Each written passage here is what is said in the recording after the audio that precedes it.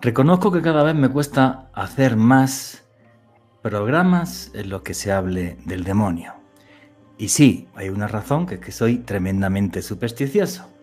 Y la otra es que estoy total y absolutamente convencido de que los demonios no son una metáfora ni una cosa que vuela en el éter del universo. Estoy convencido de que son reales.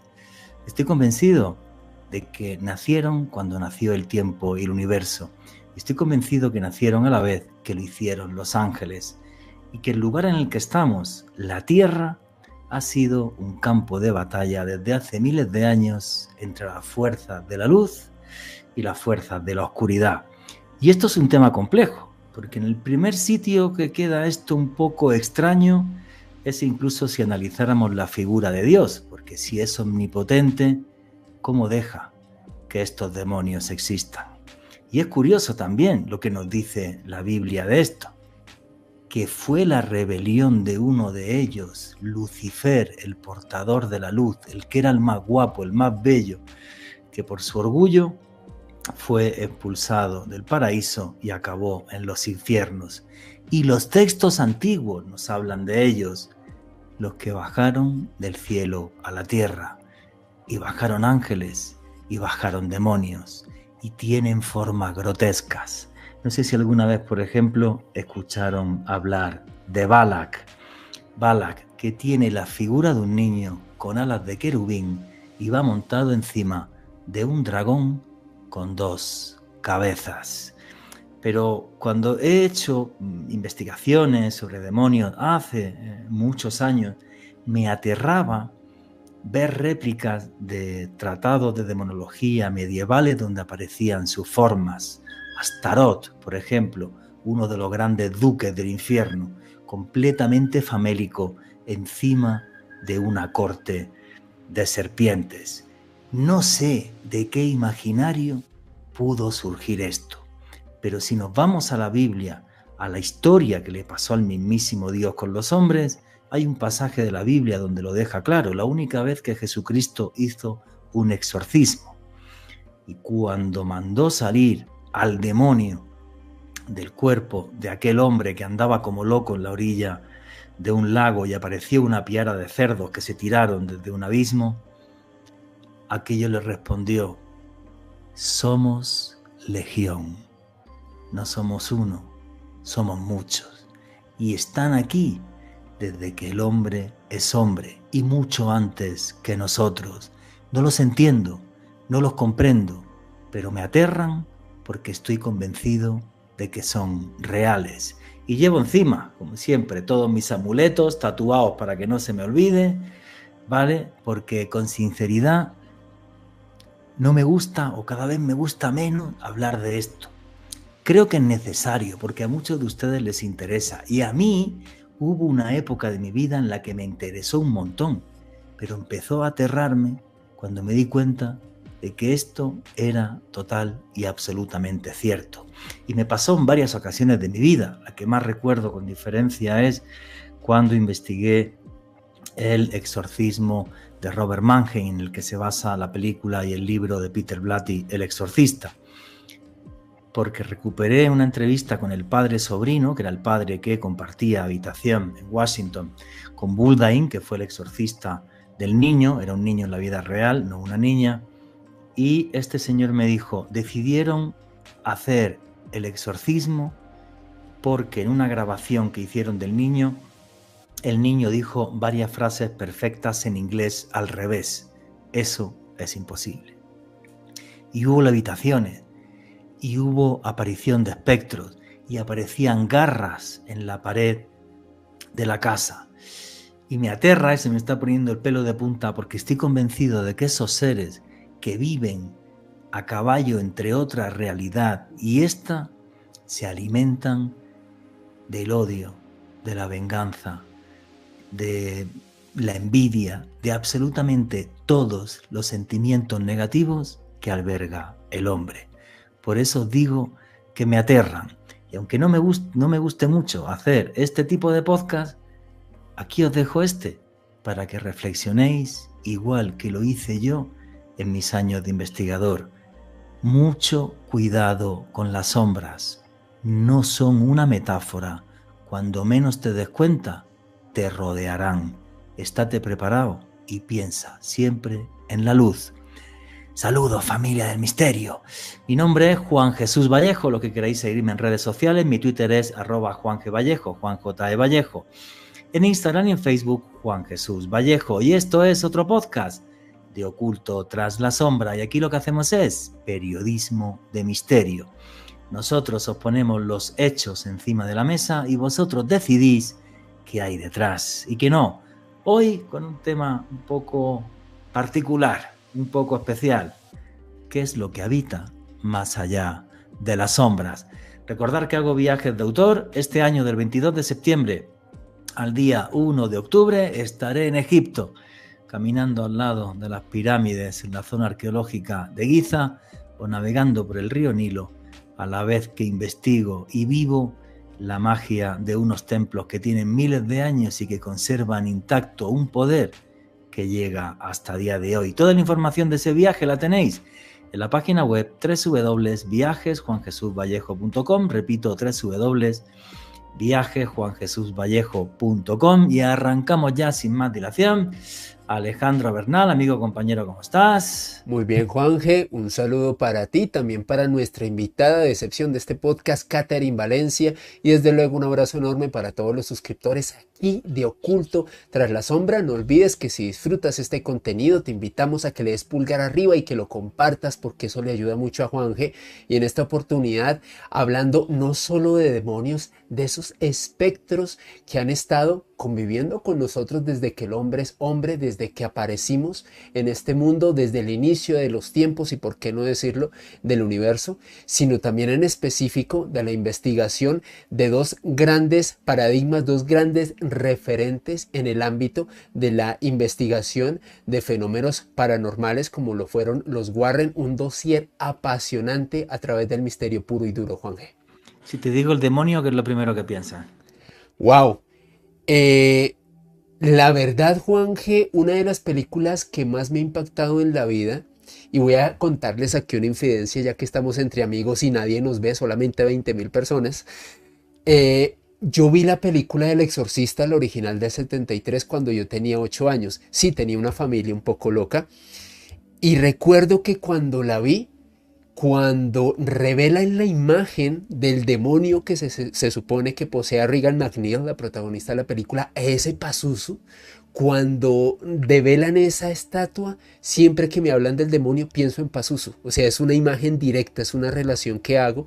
A propósito, Pazuzu, un demonio muy importante dentro de las mitologías antiguas, el demonio de los vientos, el gran castigador de la mitología sumeria, Juanje, el gran demonio de los vientos que podía invocar tormentas y era tan poderoso que hasta las otras huestes de demonios le temían a Pazuzu.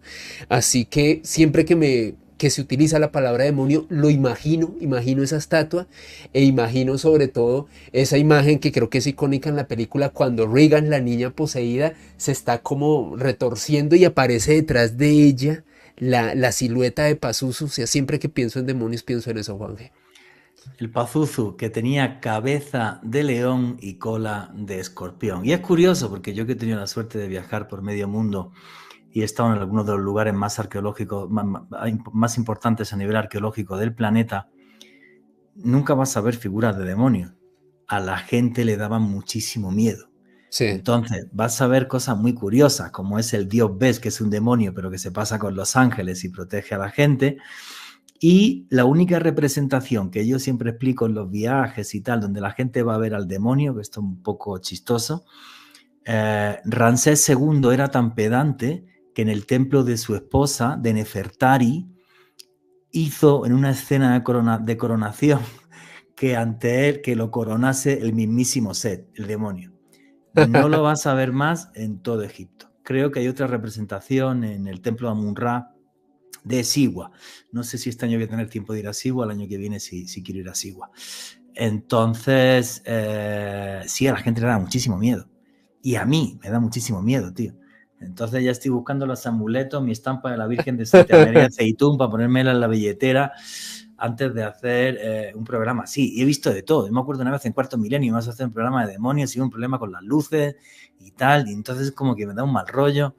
En Y nos fin. pasó, Juanje, y es que nos pasó en nuestra anterior etapa en Caracol Radio, antes de que leemos la palabra Catherine, en nuestra anterior etapa en la medianoche, cuando hacíamos nuestro programa en el hermoso horario de prime time de 0 horas a 3 de la mañana, sí, Juanje y este servidor y Juan Pablo Laguna estábamos a esa hora en Caracol Radio, y en una oportunidad hicimos un especial sobre psicofonías que había captado, en este caso el equipo de Expediente Paranormal con John Barrera y su grupo de investigadores. Y recuerdo mucho que comenzaron a ocurrir una serie de cosas extrañas que de hecho le comenté a Juanje antes de que arrancáramos. Por un lado, yo me encargaba de la producción, estaba en este caso poniendo los audios en la consola, pues para que pudieran ser emitidos al aire, y la consola se apagó.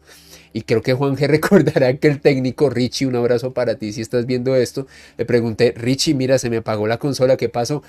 Y el man me dijo sorprendido: en 25 años que llevo acá esto nunca había sucedido. O sea, no sé qué pasó acá. Y mientras estábamos al aire, hablando en la cabina, estaban los investigadores y Juanje y los demás estábamos alternando nuestros puntos de vista más los audios de la investigación in situ de estas psicofonías. Yo escuché varias veces como alguien que estaba suspirando en el micrófono. Juanje incluso lo escuchó al final del programa mientras estábamos todos hablando. Entonces lo cierto es que no es que les queramos infundir miedo con este espacio, pero lo que sí es cierto es que cuando uno aborda este tipo de temáticas a veces suceden cosas desagradables, Juanje. Que sí es cierto que sucede. Ese no fue el día además que se movió la puerta o algo así. Ya no me acuerdo, tío, si fue ese día que se movió la puerta. Y otra vez Sí, sí, que... sí, sí, sí, sí, sí, sí, es del estudio de atrás, Juanje. Sí, se movió una puerta Efectivamente. a las 3 de la mañana, yo me quedaba hasta las Sí. 5 y se movió una puerta atrás. Y otra vez también se grabó una psicofonía que no me acuerdo qué decía, tío, justo en mi Sí, micro. sí, sí, sí, Fue una cosa exacto. súper loca. Mira, hemos empezado ya, Catherine desapareció, se la llevó un demonio, no sabemos qué ha sucedido. Ahí Estamos diciendo, regreso, ahí digo, regreso, pero... a Catherine se la llevó un demonio, no sabemos qué pasó, porque de repente saliste. No, Entonces ya está. me tocó llamar al demonio de la luz porque es que ya se estaba poniendo oscura la cosa. Entonces, No, y daba un poco de miedito. sí, Bueno, vamos a ver. Este programa lo estamos haciendo porque esta señorita, que se llama Catherine Valencia, que es periodista, me escribió por mail, que me dijo que había estudiado en la Javeriana, que había hecho la carrera, que tienes un podcast que se llama en YouTube, ¿cómo se llama? The Other Face. Lo The Other, encuentran como la otra cara raya al piso 6 tiempo, pero básicamente se llama The Other Face. The Other Face Podcast, vale. Entonces estuve viendo tus vídeos y tal, y como me gusta darle una oportunidad a la gente para que hable y se ponga delante de un micro, pues aquí la tienes. Y entonces, ¿quién es Catherine? La misma pregunta que le hago a todo el mundo. ¿Quién es Catherine Valencia para toda la audiencia de Oculto tras la sombra? Bueno, Catherine Valencia es una periodista egresada de la Pontificia Universidad Javeriana con posgrado en televisión digital y transmedia, y ahorita en el momento estoy haciendo una maestría en periodismo científico. Me apasiona toda la parte de misterio, de terror, de demonios, de lo que hay más allá de lo que normalmente nosotros como humanos vemos. Usualmente las personas requieren de equipos para saber qué hay más allá, pero si nos centramos un poco más, inclusive en el silencio se escucha qué hay. Entonces hay muchas temáticas que uno puede sacar exorcismos, puede sacar historias del pasado que se traen al presente, puede sacar muchos elementos que son bastante llamativos y en algunos casos generan un poco de temor para algunas personas que incluso llegan a rayar hasta el tabú. Entonces es bastante interesante tocar todo este tipo de temáticas dentro del canal que sean un poco llamativas y de fácil comprensión para la audiencia. Qué chévere lo que has dicho. Fíjate, una reflexión muy curiosa. Me encanta el periodismo científico, me encanta la ciencia, ¿vale? Y estás haciendo un posgrado en periodismo científico. ¿Cuántos posgrados hay en Colombia y en América Latina sobre periodismo de misterio? Cero. Cero. No existe. No. Porque en muchas universidades, Dios mío, esta gente de qué habla, obvio, no oyen estos podcasts, ni oyen Noche de Misterio, que es lo que hago yo, ni ven libros, ni historias, ni nada, y se impide a los estudiantes que podáis hacer un programa, por ejemplo, en periodismo de misterio. Yo lo intenté un par de veces y yo dije, ya paso de las universidades ya, me dedico a mi canal de YouTube y listo. Si es cierto que creo que en Algo Histórico, hace unos meses, di una charla de periodismo de misterio en la Universidad del Bosque, ¿cierto? La Universidad del Bosque es la única hasta ahora en este país que ha abierto la puerta a este tipo de periodismo, que es un tipo de periodismo más.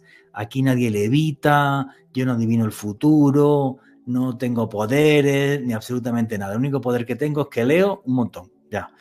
Ninguno más, ¿vale? Cuando puedo viajo y veo las historias in situ, que es mucho mejor, ¿no? Pero bueno, espero que te vaya genial con ese posgrado, con esa maestría en periodismo científico también.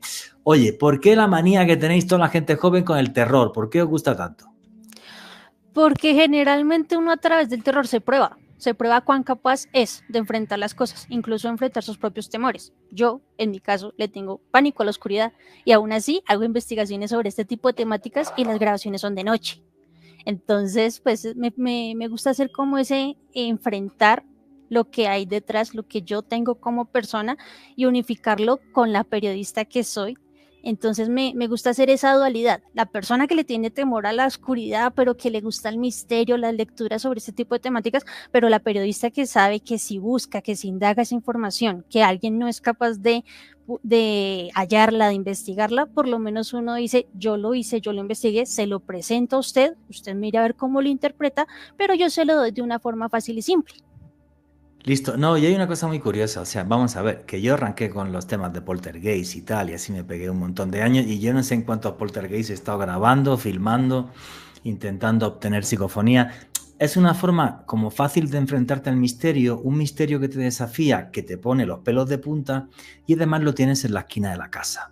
No tienes que viajar, no requiere grandes viajes, ni medios, ni gastar mucha plata. Entonces es normal que todos los investigadores empecemos por ahí, o muchos de ellos. Yo empecé por ahí. Y bueno, pues hay investigaciones además que las recuerdo con cariño. Con el paso del tiempo, y además aquí un detalle que es muy curioso. Si yo quiero aterrar a alguien, lo tengo claro a través de todos los años que llevo en esto, si yo te digo que en mi casa hay fantasmas y tal, y de escuchas psicofonía, tú puedes tener hasta cierto punto, puedo infundirte terror. Si yo hablo del demonio, a todo el mundo se le ponen los pelos de punta, porque es ancestral, es atávico, está ahí desde siempre y es invencible. Y eso da un susto del carajo. Y hay un montón de casos y de historias así. En tu caso hiciste un vídeo que se llama Balak, hablando de un demonio que es Balak, donde comentaban en qué se basaban películas como El Conjuro 2 y La Monja. Me imagino que te has visto El Conjuro 2, yo solo me vi el 1, que me aterró, me dio tanto miedo que no he visto el 2. ¿Vale? Ahora que me deja Alejandro sí. Bernal su opinión. Y bueno, ¿qué le sacas al terror? ¿Por qué te gusta este tipo de cine? Y bueno, lo que has hecho tú es lo que tiene que hacer un periodista, bucear en las historias reales que hay detrás de ese tipo de películas. ¿Cómo hiciste esa investigación? Pues reconozco que todas las películas de terror hay algún punto en el que se basan o tienen una materia prima. En este caso, pues todos nosotros estamos hechos de alguna materia prima que da indicios de terror, ya sea poltergeist, sonidos, espejismos, visiones, demonios en este caso. Entonces son muchos los elementos que nos rodean que en algún punto alguien se fija en ellos. Y ese tipo de objetos, de elementos, son propicios para generar temáticas de terror y también para generar películas que sean bastante llamativas para la audiencia. Entonces, en este caso, me llamó mucho la atención, bueno, pues primero y como la mayoría de cosas, siempre utilizan un elemento religioso al cual contraponer a una audiencia en específico. En este caso, pues ponen a una monja y ponen a un convento. Entonces ya vamos de plano a la parte religiosa, que usualmente es un punto clave que utilizan algunos creadores, algunos cineastas para generar una mayor impacto en su audiencia o en las personas que ven los contenidos o ven los films. Entonces, en este caso me llamó mucho la atención, primero, pues que era la monja, segundo, que se daba en un convento en específico. Y usualmente pues todos los conventos tienen sus historias, no hay ninguno que se salve. Generalmente tienen su historia, tienen algún indicio, alguna retroalimentación del pasado que es bastante contraproducente para el presente, entonces hay que ocultarlo, hay que inhibirlo, no puede existir, pero pues en algún momento pasó. Entonces la idea del video más que todo es mirar qué hay realmente detrás de estas películas, que es lo que usualmente hago cuando analizo este tipo de films, mirar quién los inspiró realmente. Y eso es maravilloso. Yo hace, madre mía, más de 25 años lo hice en la revista Enigmas con varios artículos y varias películas, tanto de terror como de ciencia ficción. Sí te iba a decir, parece ser que la película, ahora nos comentas también un poco El Conjuro 2, si te gustó o no te gustó. Yo vi La Monja sí la vi, pero bueno, La Monja es una peli de comer crispetas y de asustarse un poco y ya. Tampoco, bueno, porque La Monja da miedo, porque la maquilla es más fea que pegarle a un padre. Pero que yo te diga que me pareció una película magnífica, no, para nada. No es como antes estábamos hablando fuera de cámara, ¿no? Las películas antiguas, ¿no? Para mí, La Profecía, para mí es la mejor película de terror que he visto en mi vida. El Exorcista iría después. Poltergeist, la de Steven Spielberg, cuando quiso hacer terror. Y bueno, pues ahora es normal que bueno, es un género que sigue avanzando, que sigue habiendo todo este tipo de películas, y ahora han cogido a los Warren como el santo grial. De los Warren que no se había hablado en la vida en el mundo del misterio fuera de Estados Unidos, no se había hablado de ellos ni eran conocidos, y desde lo del Conjuro y Annabelle, lo de la muñeca, ahora son hiper famosos a nivel mundial. Pero bueno, parece ser que en el Conjuro 2 aparece esta figura de Balak, de este demonio, que, repito, como aparece en los textos medievales es, Alejandro, ahora pondrás una imagen aquí para que la gente lo vea, sí. Es un niño con alas de querubín encima de un dragón de 2 cabezas. Eso sí es verdad. Los fantasmas que más miedo dan son los fantasmas de niños, porque uno en principio tiene un tema mental de no atacarle o no agredir nunca a un niño. Leche, es un niño, ¿vale? Entonces son de los fantasmas que más miedo dan. Sin embargo, esto del Balak, ellos lo han convertido en una monja o algo así en la película, ¿no?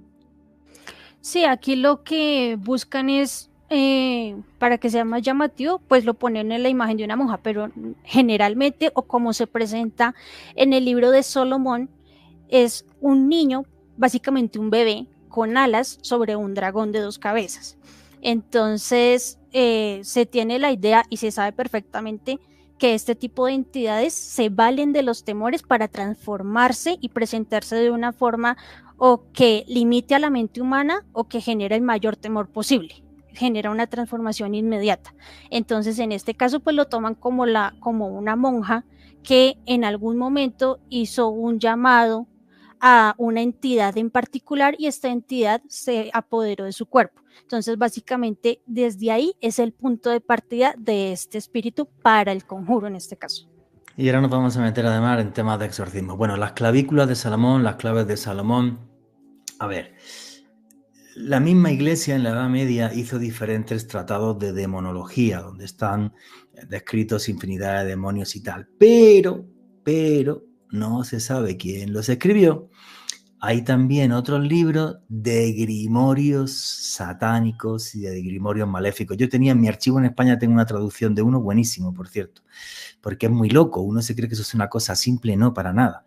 ¿Cómo conjurar al demonio? Pues te toca ir a cortar una rama de avellano en una noche de luna llena, pasarla por un río, luego hacer no sé qué. O sea, te pegas un mes para poder invocar al demonio de los elementos que necesitas. Siempre que se invoca a este caballero, mira, ya se me pone el pelo de punta, me da mal rollo. Lo digo si veis una película algún día con sensatez. Hay que hacer un doble círculo. Un círculo que te protege y el otro círculo... Bueno, el círculo siempre se utiliza para hacer invocaciones y es un tema que viene de la magia celta. Tienes que hacer un primer círculo y el segundo círculo lo llenas con una serie de símbolos de invocación. Además, tú tienes que tener varios elementos encima para que el demonio no te ataque, porque el demonio no es una persona afable, ¿vale? Y siempre un segundo círculo que cierre para que él no pueda pasar los 2 círculos. Todo eso es lo que hay que hacer para invocar un demonio de verdad, no para decir tonterías en un parque tomando 3 cervezas, ¿vale? O sea, eso es lo que toca. Algún día podríamos hacer un programa de eso, a ver si ahora cuando vaya a España soy capaz de recuperar ese libro. Entonces hay una serie de libros en la Edad Media, quizás uno de los más famosos es Las clavículas de Salomón, que hay en torno a él 1000 leyendas, que si se hizo en la ciudad de Venecia y justo en ese momento empezaron a aparecer cadáveres, se habla de un personaje que le dicen Abramelín el mago. pero son todo habladurías y leyendas. No sabemos realmente cuál es la fuente, ¿vale? Y se le ponía siempre, bueno, poner el nombre de Salomón queda como más chic a la hora de vender, porque el rey Salomón es el que construye el templo más importante que hay en la antigüedad, ¿vale? Un templo que estaba al revés, revestido por el poder de Dios, donde estaban los objetos que estaban revestidos por el poder de Dios, que eran el Arca de la Alianza, la menorá y la mesa de Salomón. Pero bueno, pues está genial que por lo menos los guionistas han leído algo, se han documentado, aquí se lo han currado. Pero Alejandro Bernal, como están tan de moda, ¿quiénes eran los famosos Warren? Pues Juanje, tal y como lo decía al inicio de este podcast, probablemente dos de los grandes investigadores de los grandes paradigmas de la investigación de fenómenos paranormales en el siglo XX. Para contextualizarnos en dónde se conocieron, y la época era el año 1942. Básicamente Ed Warren era un hombre quien estaba obsesionado no solamente con el mundo de los espíritus, con la demonología, un hombre quien le gustaba mucho consultar este tipo de temáticas, porque de acuerdo a sus biógrafos fue una persona que desde su tierna infancia comenzó a experimentar una serie de fenómenos muy extraños en su casa.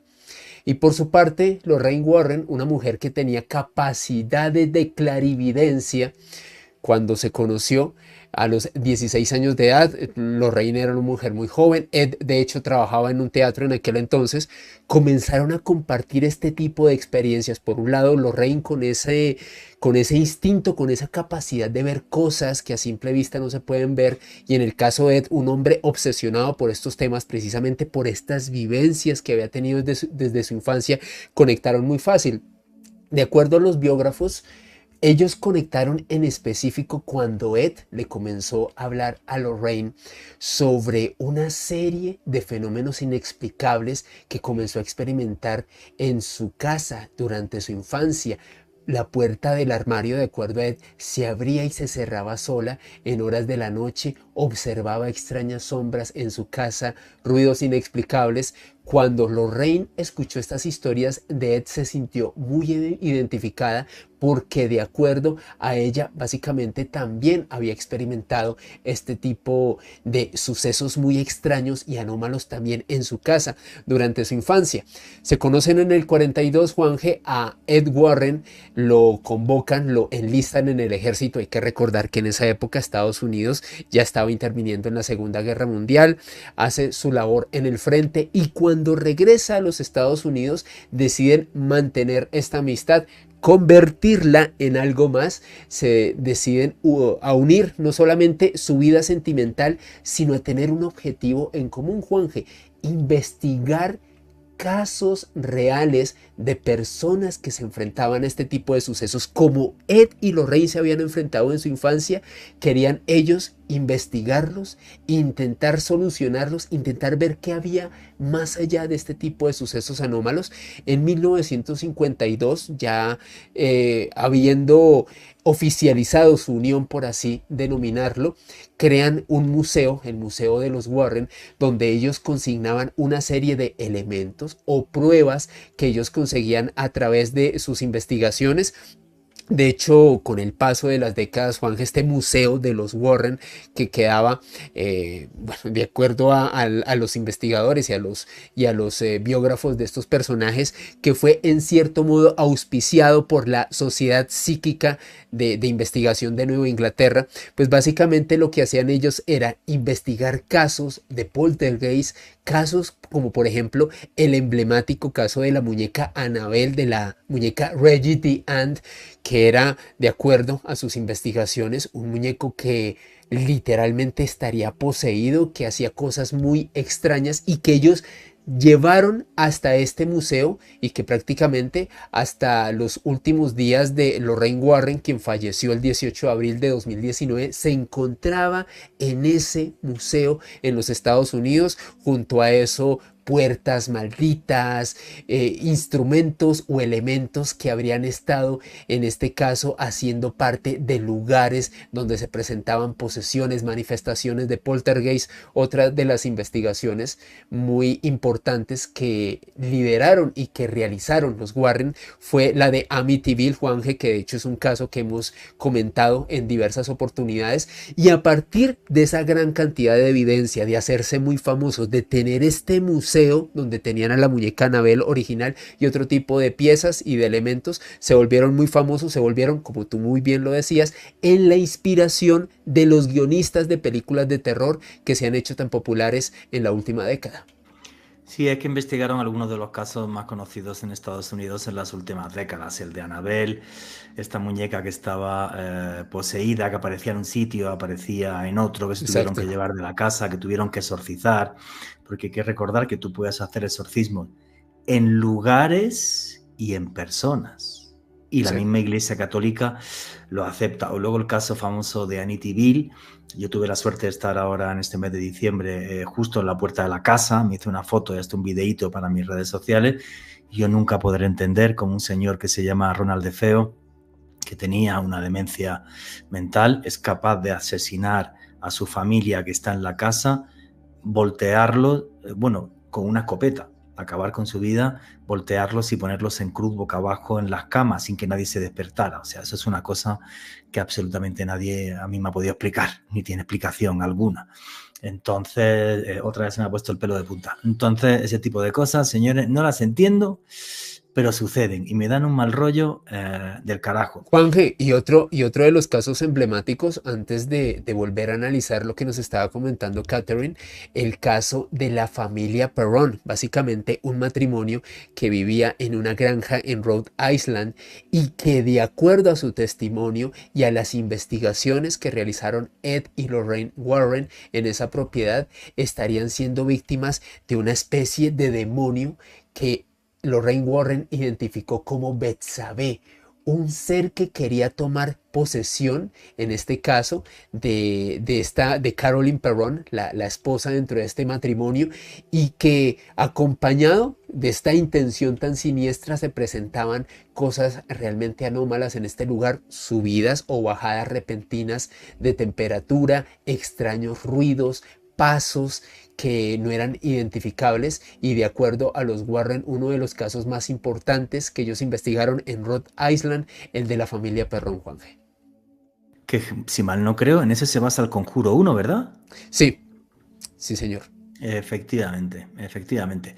Bueno, pues aquí en el Conjuro 2 y la monja y tal, lo que nos ha puesto Catherine Valencia en ese vídeo es un caso que no conocía, que me lo he mirado esta tarde, ¿vale? Que como lo investigaron los Warren, va a ser el primero que comentemos, y quiero la opinión de también, que me lo cuente bien Catherine Valencia, si investiga más cosas, y la opinión de Alejandro Bernal, que es el caso de Maurice Theriault.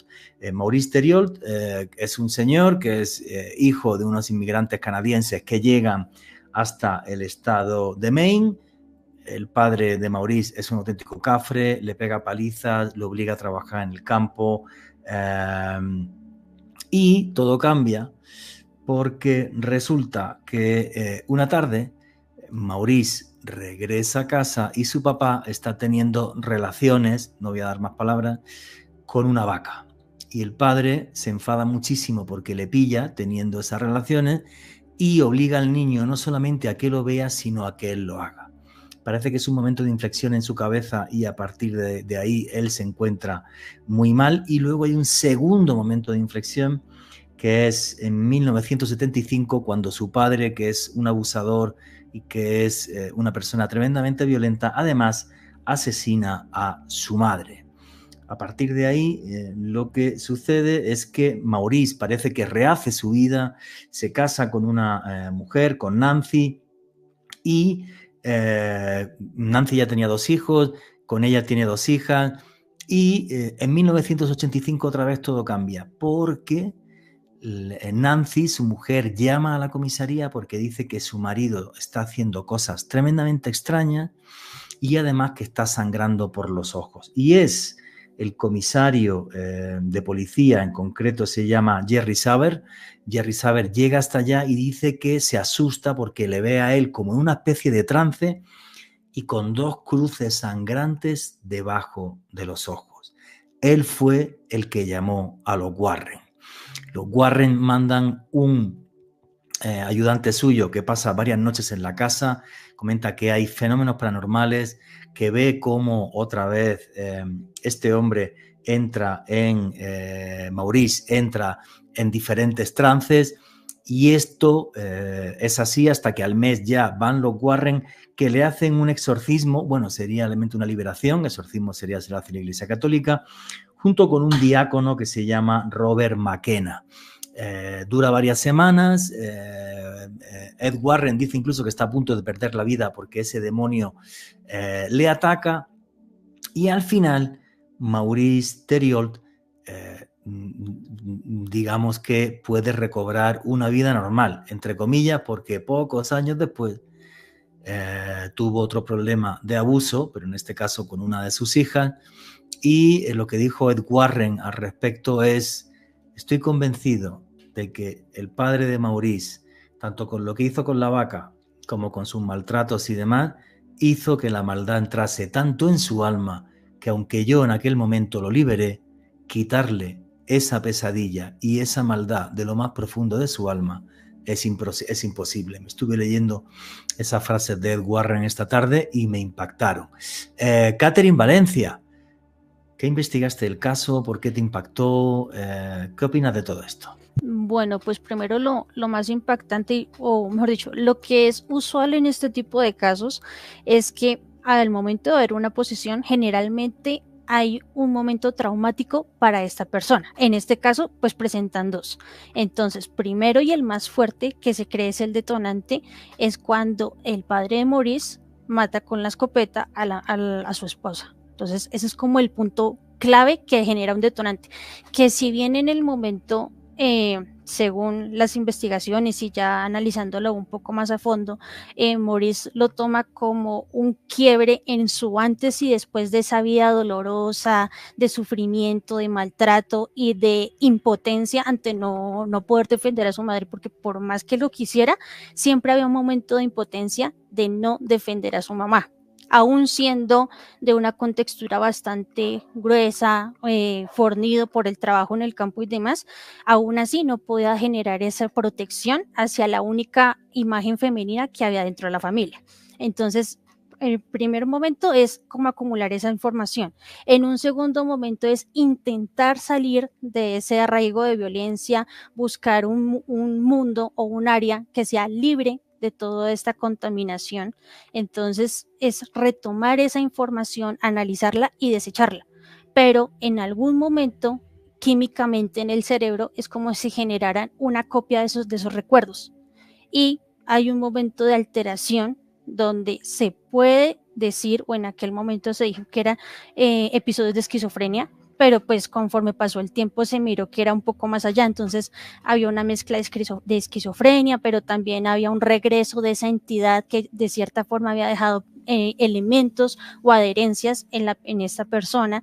Entonces era mirar esa unión entre la esquizofrenia, que usualmente se lograba inmiscuir o camuflar como si fuera una posesión, y esos arraigos a los momentos claves y dolorosos de Maurice. Entonces, en este caso, pues primero hay que mirar el pasado, que es doloroso, el presente que intenta ser cambiado, y un futuro que de cierta forma se entiende que las acciones negativas que hacía el padre de Maurice podrían ser heredadas. En algunos casos, estos síntomas de violencia, de deseo hacia animales, o sea, también pueden ser entendidos como heredados en algunos puntos para la psicología, pero en este caso se arraigan mucho hacia la idea de que es una posesión directamente por alguna entidad en particular. Sí, es una historia muy trágica, ¿no? Muy trágica, muy triste, desde una infancia marcada por la violencia, por un padre que hace ese tipo de barbaridades y que obliga al hijo a que esté en esto, y entonces también es entendible, ¿no? Que la mente de este hombre pues se resquebrajara. Luego en el 75 ve como su padre asesina a su madre con una escopeta, y cuando hablo de casos de exorcismo y demás, siempre recuerdo la historia de Annalise Michel, ¿no? En el que se basa la película. ¿Cómo se llama? Se me acaba de ir la El película. exorcismo de Emily Rose. El exorcismo de Emily Rose, ¿no? La duda razonable. O sea, una persona así, obvio, puede tener un cierto desequilibrio emocional, pero no puede sangrar sangre por los ojos, llorar sangre que le haga una forma de cruz, ¿vale? Si no hay manipulación y testigos delante, ¿no? Y cosas así. Y eso es lo que me aterra de esta figura del demonio, que se ceba con el que ya por desgracia vivió en la porquería y en la oscuridad. Por eso siempre lo repito en mis podcasts, péguense a la luz, y lo digo de verdad, porque creo que son cosas que cuanto más lejos estemos, mejor, porque hay unas sombras que tienen un poder que es capaz de superarnos. Alejandro Bernal, ¿qué opinas de esta historia? Juanje, como muy bien lo relatabas y también nos lo decía nuestra compañera Catherine, yo creo que este caso se mezcla entre la esquizofrenia y la maldad absoluta. A mí hay una frase dentro de la investigación que hicimos para este podcast que me marcó mucho, Juanje, que la hizo el clérigo Robert McKenna, el hombre quien participó en esta liberación, como tú muy bien lo mencionabas, Juanje. Y este hombre decía que básicamente Maurice Theriault, cuando estaba en este proceso, en esta liberación que le hicieron, el hombre no solamente presentaba ese sansonismo, es decir, esa fuerza demasiado inexplicable y extrema. Maurice Theriault no era un hombre muy alto, por cierto. Voy a poner una foto en postproducción de este hombre para que lo vean. Y decía el señor McKenna que en un momento, cuando se encontraba en este proceso de liberación, para quienes no lo sepan, una liberación o un exorcismo puede ir desde minutos hasta meses o años, puede ser un proceso larguísimo.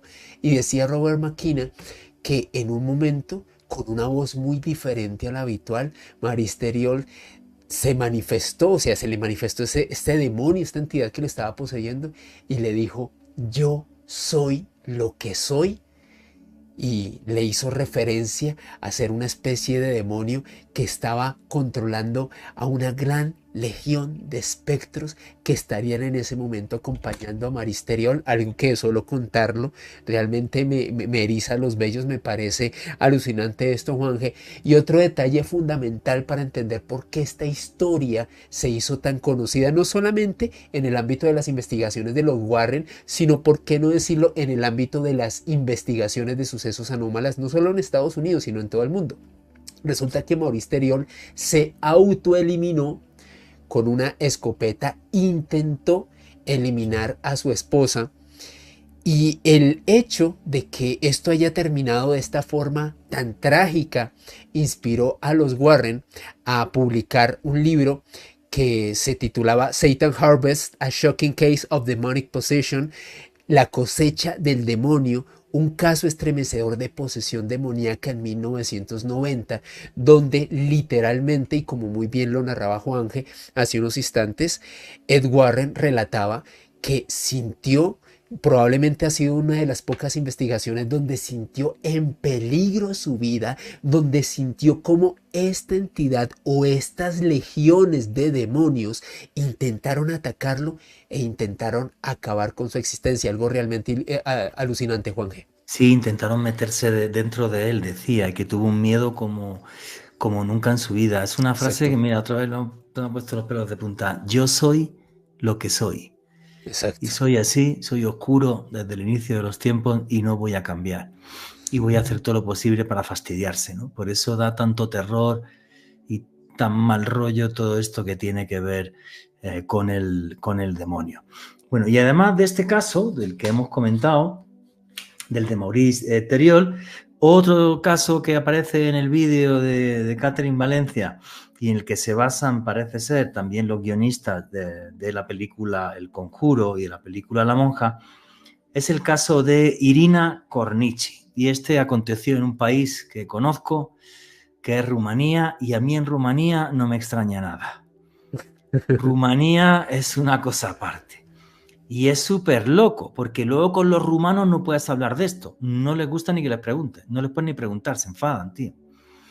pero es el país donde más cosas como estas han aparecido. O sea, es una cosa de loco. Y esto es una historia también muy, muy trágica de una niña, Irina Cornici, que esta niña, bueno, pues igual, familia completamente desestructurada, súper pobres, fallece el padre, bueno, el padre de ella se quita la vida, se divorcian antes, se quita la vida, la madre muere en un accidente y ella a los 8 años entra en un orfanato.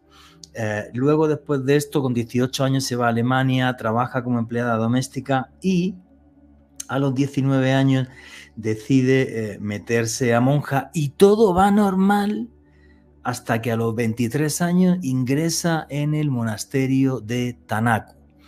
Y allí en el monasterio de Tanaku, que no sé cómo será la imagen del monasterio, pero seguro que da un miedo que no te puedes imaginar. A ver si Alejandro Bernal pone una aquí, pero seguro que da un miedo. Es que en Rumanía todo da miedo. No me preguntes por qué. Ellos son así. Tienen un concepto de hacer un castillo que yo dije, madre mía, sí que se asusta hasta Drácula, tío. O sea, entonces son así, ¿vale? No me preguntes por qué, que no lo entiendo. Y entra en este monasterio de Tanaku y dice que empieza a escuchar una serie de voces. La llevan directamente al psiquiátrico, es diagnosticada de depresión, luego de esquizofrenia, se cura, sale del psiquiátrico, regresa al monasterio, ¿vale? Y tengo por aquí, a ver si tengo la frase que dice el sacerdote que la exorciza, que ahora os voy a comentar cómo fue el exorcismo, que fue terrible. Dice, en concreto el padre se llamaba Daniel Corogeanu. Dice literal, los diablos no pueden ser curados con píldoras. Toda la comunidad estaba de acuerdo con que se trataba del diablo y no de una enfermedad psíquica. Sus gestos y las palabras que gritaba mostraban una presencia demoníaca. Repito, las palabras no son mías, son del sacerdote Daniel Corogeanu. Y es que el exorcismo dura 6 días, es en el año 2005, a ella la amordazan, porque dicen que hablaban otras lenguas, fenómenos de xenoglosia, que hablaban latín y en otros idiomas, la amarran con cadenas y amordazada a un crucifijo y durante 6 días un grupo de monjas junto con el sacerdote le hace un exorcismo. Y es curioso porque el mismo sacerdote y las monjas dicen, no, ya estaba bien, se tomó un té, fuimos a entrar a misa, se desmayó y se murió. Así. Una historia que a mí, yo no la conocía, esta tarde me estuve investigando sobre esto y documentándome y me dejó loco. Eso sí, luego hay que decir que el padre fue condenado a 14 años de prisión, para ser exacto, y además los sacerdotes también, las monjas que estaban con ella, la madre superiora a 8 años y las 5 monjas también, no, tanto la madre superiora como las 5 monjas condenadas a 8 años y el sacerdote a 14 años de cárcel. Creo que además es un momento en el que Rumanía quiere quitarse de en medio todo este karma que tiene con todo este tipo de historias, porque no podemos dejar de pensar que el último estacado por vampiro, Petre Toma, que esto es algo que se hizo también conocido a nivel mundial, fue en enero del año 2004 y esto pasa justo un año después. Creo que los juzgados rumanos quisieron dar un ejemplo de que no querían que se identificara Rumanía, que es un país ya que está en la Comunidad Económica Europea, muy desarrollado, con todo este tipo de historias que tienen que ver con lo oscuro, desde los demonios, vampiros, todo esto y demás. Un caso, la verdad, que yo esta tarde me documenté y me dejó en shock. Caterina Valencia, ¿cuál fue tu reflexión y tu investigación de este caso? Bueno, pues primero nos ubicamos en el monasterio Santa Trinidad de religión ortodoxa. Tenemos aquí a Irina Cornici, de 23 años, que ya lleva un buen tiempo dentro de esta comunidad religiosa, pero más que todo hay que tener muy presentes que en un inicio ingresa a la comunidad como buscando un refugio. El hogar que no tuvo en un principio, automáticamente a la parte religiosa, a una comunidad, a una congregación que la viera acogida, que la viera como suya, como parte de una comunidad, que la hiciera visible ante algo o ante alguien. Básicamente eso se puede mirar ahí. Pero lo que más llama la atención, y como alejándome un poco entre comillas del caso, es que usualmente este tipo de posesiones que se presentan, uno las mira a través de la historia y generalmente se presentan en personas jóvenes. Sí, se presentan también en personas mayores de 40, 50 años, pero es que también se ven mucho en casos de personas jóvenes, 23 años, 16 años, 19 años. ¿Por qué? Porque usualmente, y lo que hablábamos en un comienzo, es que se busca que el alma sea pura. Y en este caso, sí, puede que haya tenido unos inicios de infancia un poco traumáticos, violencia y demás. ¿Sabes por qué, Caterina? Porque dicen que a las sombras lo que más les atrae es la luz. Es por eso.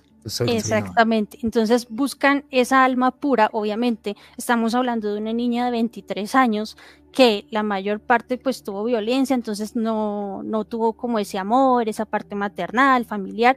Viene y lo busca quien dentro de esta comunidad, se refugia en la religión, que usualmente en algunos casos se tiende a hacer eso, a refugiarse dentro de una comunidad religiosa, y se suma que se quiere como sentir identificada ante algo. Entonces buscar esa alma pura, inocente, y entra un punto en el que ya se sabe por parte de la comunidad, algo que es ignorado, que ya se había visto desde la parte médica. Volvemos a tener un caso de esquizofrenia, que si bien la comunidad lo quiso ignorar, eso es otra cosa.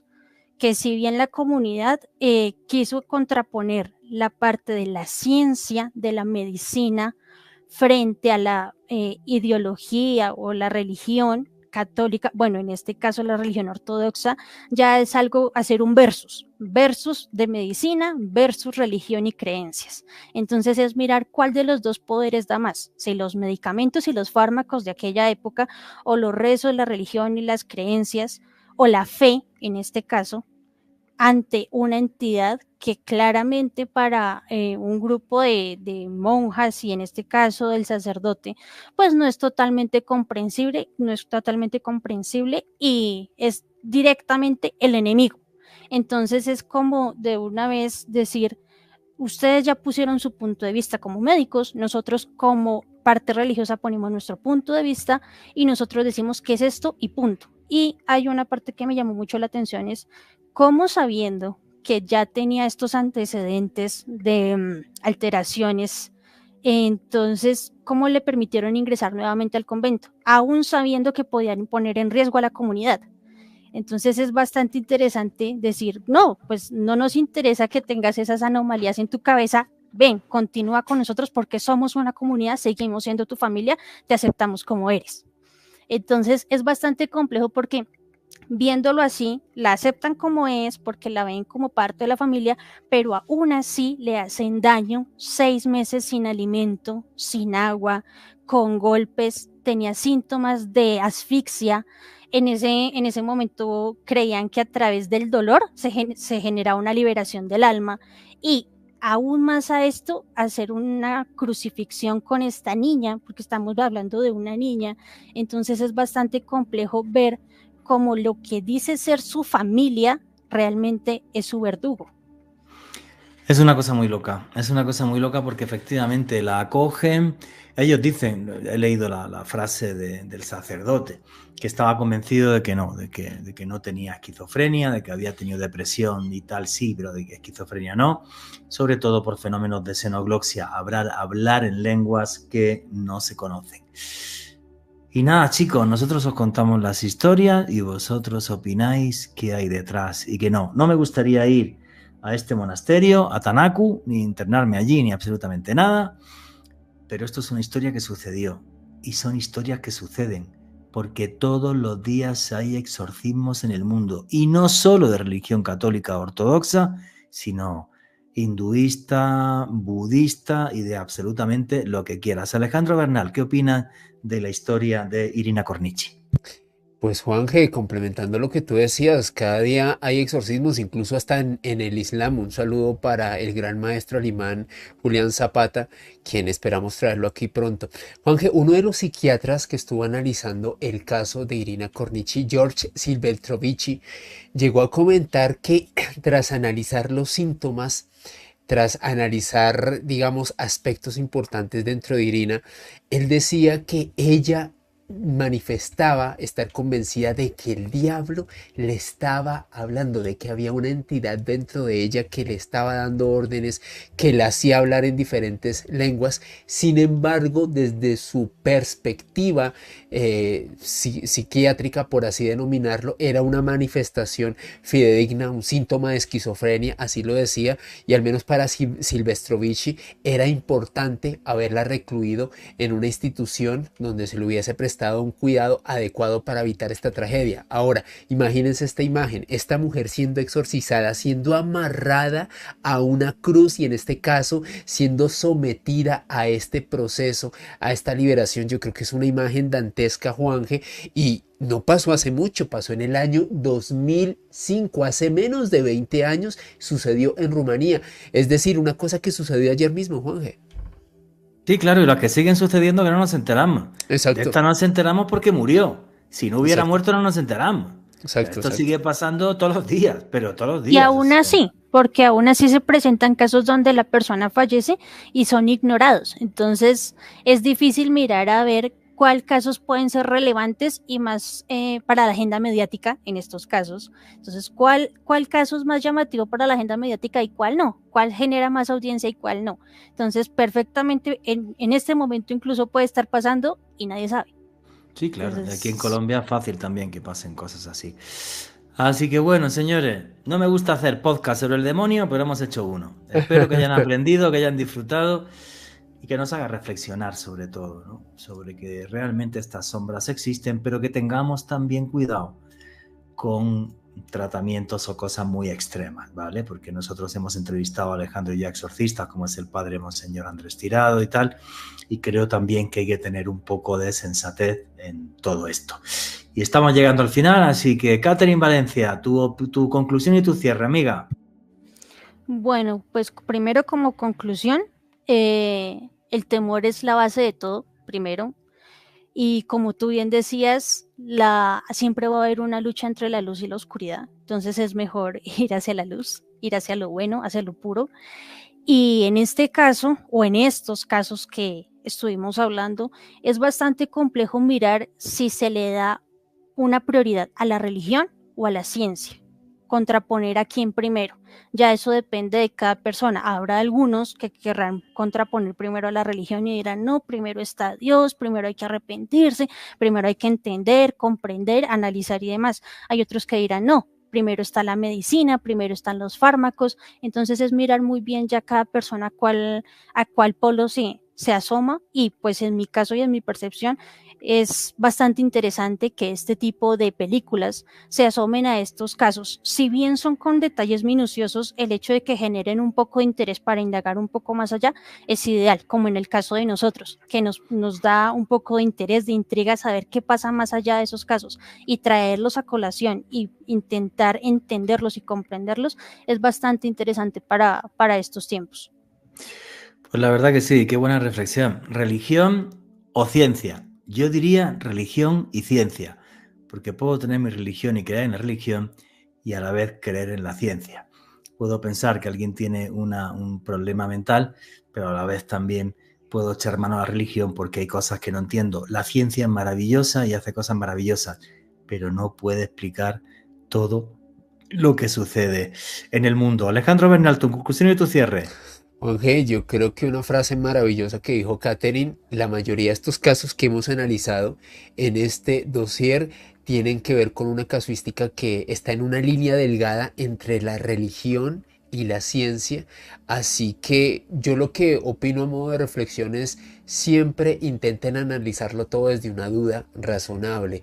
Si ustedes, después de consultar a un especialista, a un experto en el ámbito de la medicina, siguen observando, en este caso, manifestaciones o síntomas muy extraños que ya se salen de una explicación médica, sí creo que sería interesante mirar la otra opción, no descartarla del todo. Y creo que es importante, sobre todo, como siempre lo he reiterado en este espacio, Juanje, y en otros donde estamos juntos, el pensamiento crítico, el dudar de todo, el intentar razonar bastante sobre este tipo de cosas, unos casos realmente impactantes y maravillosos que nos ha traído en este espacio Katherine Valencia. Y a mí me pueden seguir en redes sociales, en Instagram, en @alebernalpress con doble S. Por cierto, Katherine, ¿cuántos años tienes? Yo 26. Dios mío, eres súper joven y te digo una cosa, te felicito por meterte en estos temas, eres una valiente porque no lo suele hacer ningún periodista en este país de motu propio, como ha sido tu caso. Así que te felicito, gracias por haberte puesto en contacto conmigo, que sepas que aquí en Oculto Tras la Sombra tienes la puerta abierta. No, muchísimas gracias a ustedes por el espacio. Me pueden seguir como maria.v98. También pueden seguirnos en el canal de YouTube, La Otra Cara, Raya al Piso 6 Tiempo. También tenemos página en Facebook. Ahí nos pueden seguir, pueden comentar, darnos temáticas que nosotros nos ponemos a investigar, a mirar un poco más allá. Ustedes tienen la duda, nosotros la resolvemos. Porque ¿tienes un equipo de gente que te eche una mano o qué? Un equipo de gente conformado por mí, que edita yo, que hago yo, que miro yo, que Pero te quedó genial lo del equipo. Yo hasta me asusté, digo, Dios mío, soy 14, ¿sabes? Eres la Orson Welles del misterio. Lo haces. Sí. Intentamos hacer multitasking. Sí, toca. Toca. Pero pues muy bienvenidos todos, la gente que quiera seguir el canal, que nos quiera dar su apoyo, comentarios, datos que quieran saber, con mucho gusto pues yo los investigo, se analizan, obviamente hay un filtro, porque pues todo tiene un filtro, hay que mirar qué es verdadero, qué no es verdadero, porque lo ideal del canal es generar una información clara, concisa y veraz, no generar desinformación, que a través de esta temática se genera mucha desinformación, y cumplir el objetivo del canal, que es del terror también se aprende y no es por escarmiento. Listo, amiga, ¿te atreves un día a venir a Caracol Radio o no? Claro, pues ahí se cuadra, se cuadra y se le hace, claro que sí. Listo. Aquí prometo que estarás en Caracol Radio. Ya buscaré yo un tema y te lo paso y te vienes a Caracol a ponerte delante de un micro. Eso sí, allí solo en directo te llevan 130.000. Aquí te van a escuchar 20 o 30, pero allí solo en directo son. No importa, la cantidad de gente que nos escucha es excepcional, la que nos ve también. Lo ideal es que lleguen con una información clara, veraz y asertiva. Listo, muchísimas gracias, Katherine. Bueno, señores, pues yo como reflexión, madre mía, he trabajado en los 5 continentes y hay veces que he pensado que tanta maldad en el mundo es por algo más, incluso, que la simple maldad humana. Y lo viví, por ejemplo, en Oriente Medio, que es una tierra maravillosa donde tengo infinidad de amigos, pero es una zona que lleva en guerra 5.000 años y parece que va a estar otros 5.000 años más. Y ni yo mismo lo puedo comprender. Es como si una especie de alma oscura que es capaz de sobrevolar por toda la zona le infundara odio y sin razón a la gente. También hay veces que lo pienso, por ejemplo, en este país, Colombia, que es mi hogar, donde he conocido a la gente más maravillosa del mundo, y sin embargo pueden existir algunos de los peores criminales que haya en el planeta. Péguense siempre a la luz, aléjense de las sombras, tienen mucho más poder del que puedan imaginarse. Y nunca olviden que vivimos en un mundo mágico porque está repleto de misterio.